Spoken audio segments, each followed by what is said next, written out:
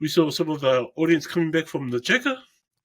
And I was like, oh, lucky I think I watched that movie. Yeah, I gotta watch it. Because what have you heard from the media so far? Because it's been getting a lot of attention for the wrong reasons, eh? In the media. Yeah, everyone's been saying it sucks. Yeah. Like, some people even I've seen even on the news, they put it up on the news. Like even halfway through the movie, they just walked out of it. They don't see they don't know where the direction the director was going with this movie. Yeah, they had no idea. So like everything from the first movie, apparently, because I haven't seen it, everything from the first movie is nothing complete. It's like completely not like that movie. It's like something else. Yeah. But I was like, oh wow. So after hearing all those reviews, for yourself, do you want us to go watch it? Yeah, I think I just want to watch it for that particular reason. Just to see what everyone's bitching about. It's been getting attacked by the critics, and by the fans as well. I saw the article in the paper. The heading was people been walking out all over the world, and it's only made, I think, 30 million in the first weekend. Damn. For I think it's $100 million movie or something like that. But the first movie made $1 billion, and I think the budget was 90 million. Oh no, the budget for the second one is 200 million, and they've only made 30 million in the first weekend. But the original movie made $1 billion. So it made sense that they made number two. The studios would have got Todd Phillips. He's the writer director. Because of the success for part one, Warner Brothers, hey man, you gotta do part two, man. We need to cash in on the Joker, right?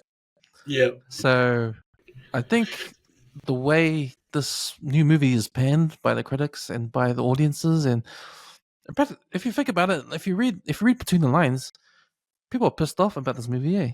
Yeah, they're angry about it. It's like they expected it to be something else. Yeah. They expected something else from it. Because the weird part was, the weird part was like you could hear people saying this is supposed to be like a DC, like a DC character, like a comic book villain. But it's up to the director how he wants to portray that particular character, I reckon. And if he wants to portray him like an asshole, then you can portray him like an asshole. Yeah. I think when it comes to the making of this movie and Todd Phillips, I think this is what he wanted. Yeah. And I think he didn't care what other people thought. Yeah, obviously. But when I read a lot of the articles and reviews and the commentary, even in Wikipedia, they talk about how because he was a bit emotional with the reaction from the first movie, how people reacted. Like, if you think about the themes that came across in the first movie, here's a guy named Arthur Fleck. He makes himself into the Joker because he's a guy with mental health problems, mental health issues, and society sort of, because you bring in parts of society into the story, and what you see is what they make him do, sort of thing. Like, the environment makes him kill 6 people, and in the end, he kills the guy on TV. Yeah. And then at the end, he gets sent to prison, sent to a mental health hospital, right? So it's sort of like a commentary on how society thinks of people with mental health, Yeah. And if they go crazy, that's what I think. If they go crazy, then us as the people, we expect them to do bad shit. We expect them because they're labeled as mental health and crazy. When they do bad shit like kill people, we go, oh yeah, we knew who'll do that. There's no sort of help or anything. We don't help the situation. We just probably put these people in a box, and if they do something bad, it's not our fault. It's always their fault, and it's expected. Sort of thing. I think he's trying to paint that picture and tell audiences about that situation, and because we love the character of the Joker, we sort of celebrated him as being the Joker. Like, we didn't celebrate Alpha Fleck. We didn't celebrate him as a guy with problems. We just wanted to see the Joker. And that's pretty much a metaphor of how we see people with mental health. We don't care about their personality, or their, what they are deep down inside. We don't care at all. And when they do something bad, we jump at it and we sort of celebrate it in a way where we make it infamous. Yeah. So I think it's a real deep theme. The first Joker. And if you read the articles, Todd Phillips actually hates the reaction of the audience. How we celebrated the first movie. How we thought it was cool. How the Joker was cool. But it's sort of like it's the wrong reaction to have. Yeah, my reaction to the first one was like, it's too close to reality. That first one, it was way too close to reality. Like, if you were that messed up, it could go that way. I could see it going that way. That's what I got from that movie. I mean, it was a good movie, but it was a good movie where it was really, to me, I thought it was really close to reality. I didn't think it was like, oh, cool, this is a cool version of Joker. I didn't think that, but I was thinking, man, if you're that crazy, you'll do something like that. Yeah. Yeah, I know what you mean. Like, if the environment was like exactly like how it was in that movie, like everything was pitched against Arthur. So he really didn't have a choice of coming out of that, like with his head straight on. It was pretty fucked from the start. Yeah, that's exactly right. And I think how we celebrated that movie, I think that was the wrong reaction for Todd Phillips. And I think, because it made $1 billion, the studio said, "Okay, can you make another one? You get full ratings." I think he was pissed off at the reaction for the first one. He made this new one.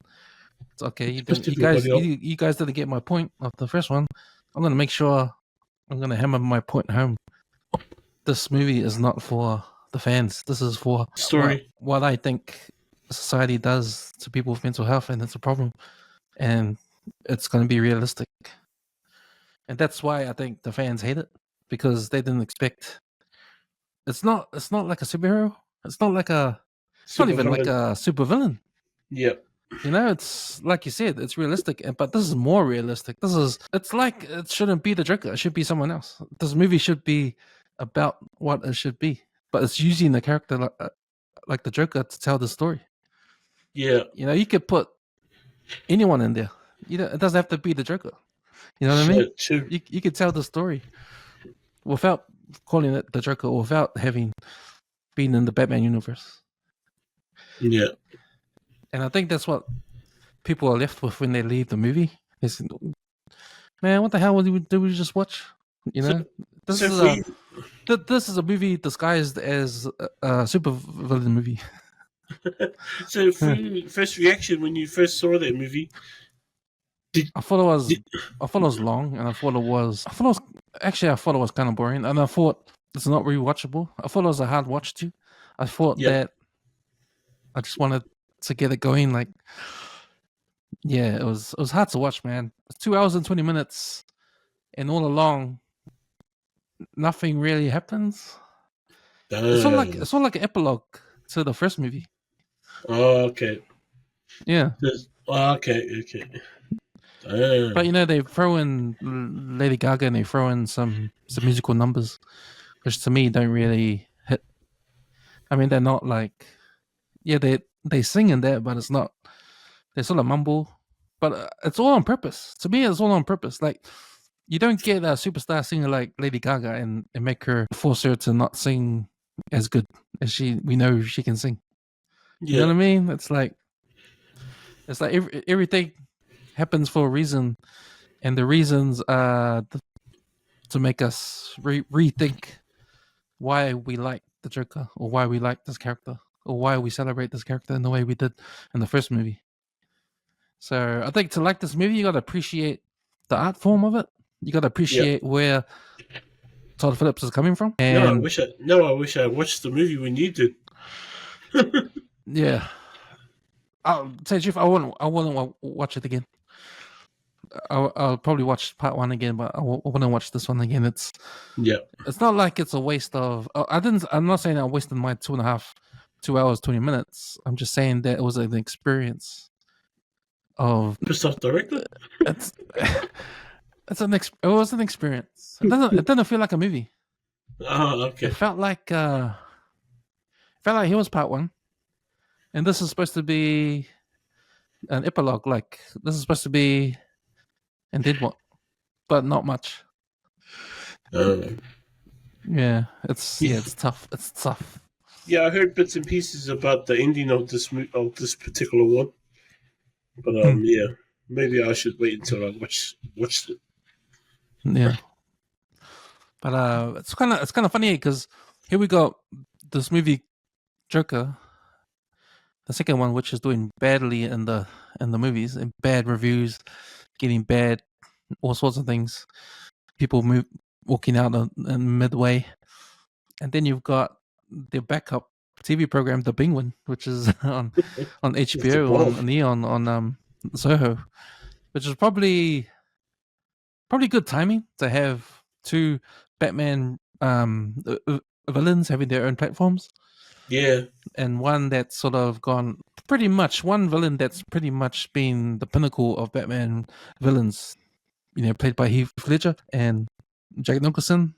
Like the Joker is an iconic character, an iconic villain for Batman, and it makes sense to see him portrayed as like the badass comic villain. We don't see much of the Penguin, but we're seeing a version of the Penguin, which we probably say thumbs up to, because this version of the Penguin, the gangster version, the version that sort of looks like Tony Soprano, but not in the underworld, is pretty cool, Yeah, fuck yeah. I think just, going back what you said about Heath Ledger, I think that's what people were comparing that Joker to, The Heath Ledger Joker, you're probably expecting Joaquin Pheonix to knock it out of the park, but I think he does anyway. I think he does. Yeah, I think Joaquin Phoenix's performance as Joker is fucking crazy. It's awesome. It's awesome. It's probably he's up there with Heath Ledger.